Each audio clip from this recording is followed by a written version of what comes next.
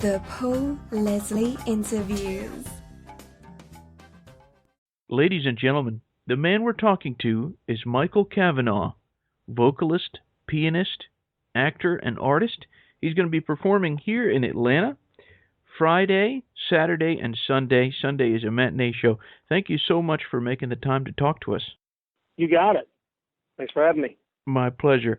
Now, tell us, you bring the music of some of the most successful songwriters and entertainers to the people. How did you find this particular avenue in music? Well, I started playing the piano when I was 7.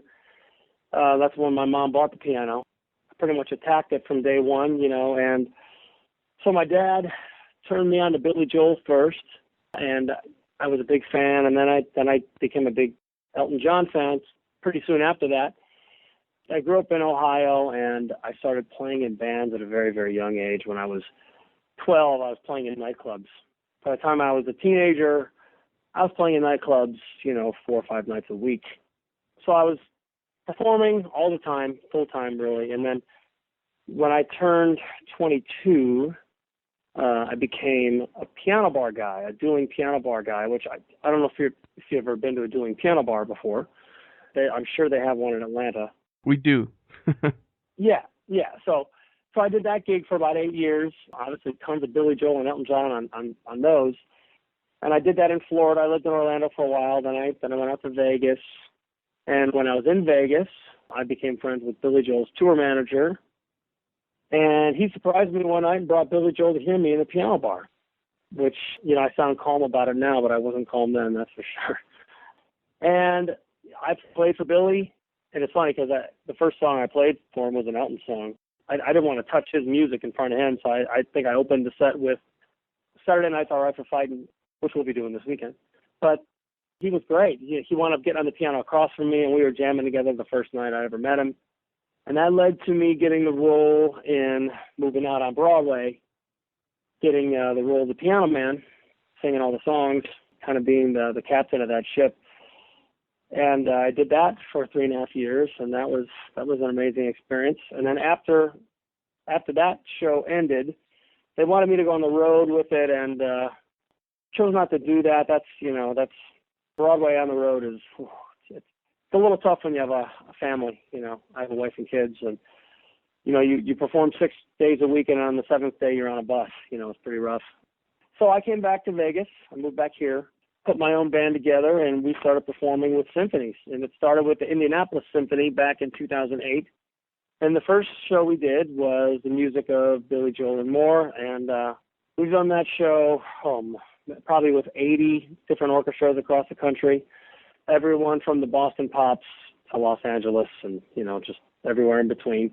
And a couple of years after that, 2010, we wanted to launch another show. And they're asking me what show I'd like to do next. And I said, it's a no-brainer. I said, we should definitely do the music of Elton next. I said, it's perfect. I said, most Billy Joel fans are also Elton John fans and vice versa. They toured together. They're two of my biggest musical heroes.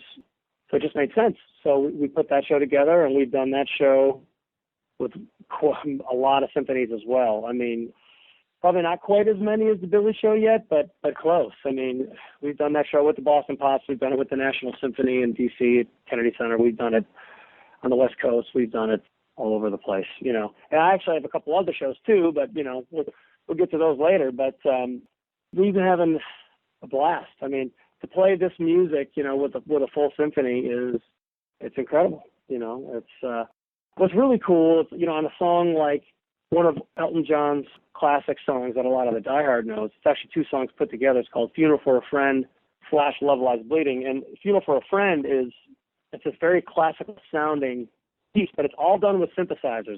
It was in the 70s, all synthesizers. And, so much of my life before I played with orchestras, I was taking orchestral parts and playing them with synthesizers. And that gets old. And, it's pretty cool to do the opposite of that. Now we're taking what was a bunch of synthesizers and having an orchestra play it. So it's really cool. It's really cool. We do the same thing on some of the Billy Joel songs, which I know is a different show. But, we do the song Pressure by Billy Joel, which is it sounds like Beethoven on a synthesizer, but when you hear the orchestra play it, it really sounds like Beethoven. It's really cool. So how do you decide on which city you do the Elton show and which city you do the Billy Joel show? Well, that makes it easy because the orchestra tells us which one they want. Ah, okay. Most cities have us do the Billy Joel show first just because of my connection directly with Billy and the fact that I know Billy. I mean, I've met Elton, but I know Billy. They had me do that first, and Atlanta wanted to do the Elton show first. I think, Elton, has a house in Atlanta, right? So, I mean, he's really big in Atlanta, and I think Billy is either going to be there soon or was there recently. So they decided to go with Elton first, which is great. I mean, actually, we did a show with the Philadelphia Orchestra. It was actually in upstate New York. It was a summer home they have there. And it was in New York, and they wanted to start with the Elton John show. And I was totally surprised, but the people went crazy for it. That's great. It really doesn't matter to me. I love both of them, and I think it's great that one week I do one and one week I do the other. It keeps everything fresh, and it's great. We're talking with Michael Cavanaugh. I was hoping you could tell us when you met Billy Joel. What did you find him to be like on a personal level? I found him to be like a normal person.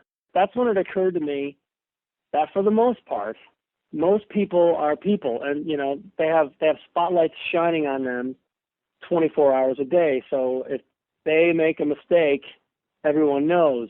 If they say something that's probably no worse than anything that we've ever said, everybody knows about it. But when I sat down with Billy, after I got over the nervousness and just was able to talk to him, not just like he was my musical hero, but like a human being, like like a friend. He's like everybody else, he was a really nice guy, and he loves music, and he loves to talk about music, and he loves music way more than he loves the bright lights. He loves music. He loves to sit at the piano. He doesn't care who's around, and when he's by himself, and he doesn't look at the piano as a chore like a lot of guys do after they play forever. He loves to play the piano. So if you're lucky enough to figure out what hotel he might be in after one of his concerts, you may see him in the piano bar playing the piano. I mean, when I met him the first time, he was playing at MGM, but he was staying at the Four Seasons. And I didn't know what he was doing after, but I was told to go to the steakhouse at the Four Seasons. And there was a piano in there, and there were probably 15 to 20 customers still there. It was towards the end of the night, and those were 15 to 20 lucky customers because they closed the doors and they said, you can stay if you want, but no one else is coming in. And Billy started playing. And I got on the piano with him, and we were playing and singing together. It was cool. He's a normal guy who loves music, but he gets put on that stage and, he becomes something else. But when he's off stage, he's a normal guy. Very cool. Yeah. Elton John has told Rolling Stone that he considers Atlanta his primary home. So I wanted to know, you mentioned that you met Elton John a little. Have you ever heard any reaction from him about the show? I have not. But, I mean, I've talked with Billy a lot about both of these shows. I know that, he's aware of it, and as far as I know, everyone is fine. I certainly haven't gotten any backlash, that's for sure. And we're doing his music justice. If his attitude is anything like Billy's, Billy loves when people, especially when quality musicians, are out there spreading his music around. That's like his favorite thing. So when I met Elton, it was before we started doing this show.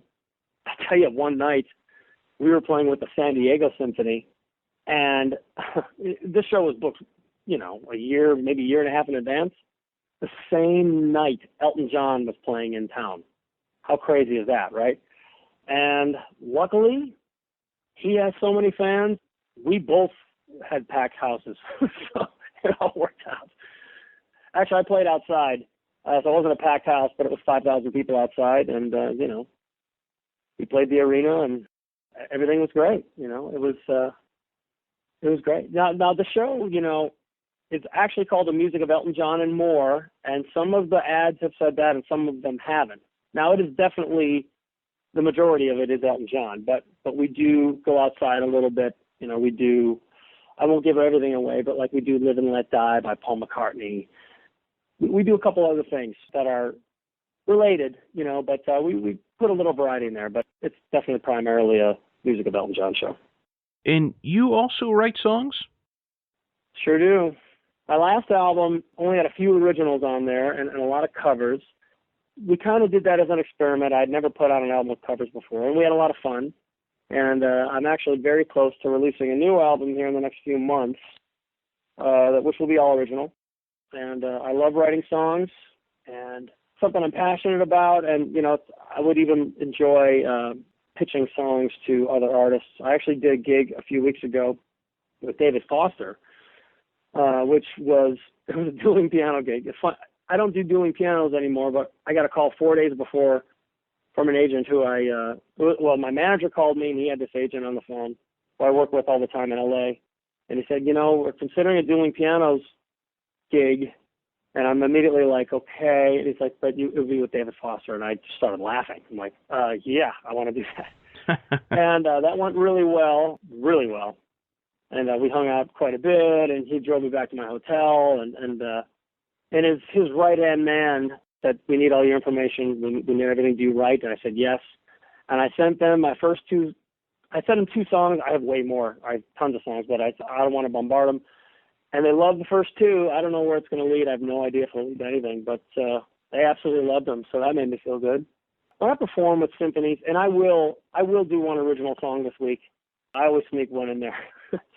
It's cool because I wait until the moment of the show where they've already gotten to know me, and so far with every show, the crowd likes me by that point. And I say, hey, you mind if I play one of my songs? And everybody's like, yeah, and I do one, and then it's back to the regularly scheduled program. It's a real hoot for me to do that, to play one of my songs with these amazing orchestras. So I'm looking forward to that for sure. What songwriters would you say have had the greatest influence on your own work? I would say Billy. I would say Elton. I would say Paul McCartney.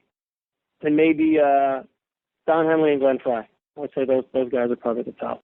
I was reading also about the show that you do, and you kind of referenced it a little earlier, about the music of Paul Simon, Neil Diamond, and James Taylor. Yeah, we're officially calling that now the music of the great singer-songwriters because, there's already 3 names there, and we actually do a few others as well. But those are the primary artists we do, yeah. And I'm huge fans of those, for sure. Just hearing that, I've been wondering about this the past couple of days. Those are great, huge names in music. But who would you say are the underrated, the lesser known that you think are up there? Well, a lot of them I know personally. I mean, to me, some of the best lyric writing these days is coming out of Nashville. As far, in country, a lot of today's country sounds like rock and roll of 20 years ago. Some of those Nashville writers, and a lot of them are staff writers, are incredible. But as far as if you want me to say, looking back, I would say Fleetwood Mac. I mean, like Stevie Nicks. I mean, the first song she wrote for Fleetwood Mac was Landslide. That's like they said, bring us something, and that's the first thing she brought. That's pretty impressive. I don't know how many people think of her as a writer. But obviously, the songs are always the most important thing. What I tell, and it took me a while to learn this, but I tell young musicians, the song is the most important thing. I mean, yes, who sings it is important, but if you hear an amazing song by an amazing writer and he's not that great of a singer, you don't care because it's still an amazing song. I mean, no one's going to say Bob Dylan's an amazing singer. No one's going to say Bruce Springsteen's an amazing singer. We know how great their songs are. But if you hear an amazing singer singing a song that's just awful, who cares, right? Who cares? It's all about the song. I mean, I think when you have people like Elton, people like Billy and Paul Simon and James Taylor and Neil Diamond and the Eagles and the Beatles that do everything, they sing it great, they perform it, they write it. Queen, acts like that are just mind-blowing. I tell you who are some great writers, I think, are Zach Brown Band. And I know that's another country thing, but they're Georgia guys. They're amazing writers. Here's a writer that I think people don't talk about enough, Bob Seger. Bob Seger. Incredible writing, incredible lyrics. I mean, people think of old time rock and roll, which is great, and they think of the lyrics to Hollywood Nights and the lyrics to, Still the Same. I mean, incredible. So yeah, there's your underrated in my opinion, by a lot of people, as far as a writer goes. And, if you see the history of the Eagles, that documentary, that's amazing, by the way, if you haven't seen it, talks about how, how they were kind of mentored by Bob Seger in the beginning. Very interesting. I was on your website, michaelcavanaugh.com, and that's Cavanaugh. I was looking at all the tour dates. You're playing all over the place there. And tell the listeners out there, what is it like from your perspective when you go to a town or a city like Atlanta and you look out and you see the audience and you see all these musicians that are playing in the orchestra? What is that experience like from your seat? From my seat, it's what I love about it. It's between the orchestra behind me and the audience in front of me. I kind of feel like I'm in the middle of, I'm surrounded by everything I love about music. You know, I'm surrounded by the best musicianship there is, and I'm surrounded by an audience of people that are just being taken over by these amazing songs, you know, and I feel like I get to be in the center of all of it because, you know, the reaction of the crowd is just as important to me as the music on stage, you know, and so I get sandwiched in between all of it, and it makes me very happy. So I would have to say that's what it's like to be me. What is the best thing about being Michael Cavanaugh? Best thing about being Michael Cavanaugh is my wife and kids, for sure. I've been married going on this June. Next month will be 23 years. You know, my wife holds everything together when I'm on the road, and my kids are the most, you know, amazing kids in the world. Of course, we all say that, right? But, you know, it's the best. I mean, I get to go do what I do on the road and step into the spotlight, you know, have people applaud me for what I do all the time, and then I get to come home to an awesome family. So that's about it right there. My last question, people know you as an entertainer and as an artist. Who would you say you are at heart? How would you define Michael Cavanaugh? Well, you know, first thing I am is I'm a Christian. I don't take a Bible and hit people over the head with it. If they want to talk to me about it, I'd be happy to. But I'm a Christian. I'm a dad. I'm a husband. I am absolutely to say I love music would probably be quite an understatement. I'm you know, it's what I eat, breathe, sleep. You know, and I tell people I'm the luckiest guy I know. You know, because I do what I love. I get to do these amazing shows like I'm doing this weekend with the Atlanta Symphony, right? Where I get to step on some of the best stages in the world. But yet, it's not like I'm so famous that I have to worry about going to 7-Eleven. And like, I feel like I found a sweet spot or something because I have so many friends that are so famous. And, you know, I feel like I really wound up where I was supposed to be. And I'm a happy guy. Well, Mr. Cavanaugh, thank you so much for sharing with us. It's been a pleasure to speak to you. Yeah, it was fun. I appreciate it. All right. Well, I'll be seeing you on Sunday. I'm looking forward. Yeah. Make sure you say hello. I will. All right, man. Godspeed. Thanks. Bye-bye. Thanks, buddy. Talk to you later.